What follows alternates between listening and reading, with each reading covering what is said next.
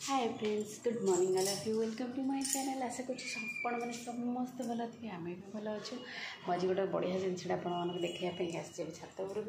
काली आम छोट छोट गछ आनी चारा गछ आनी लगे देखा आस तार कंडीशन कौन केमती अच्छी।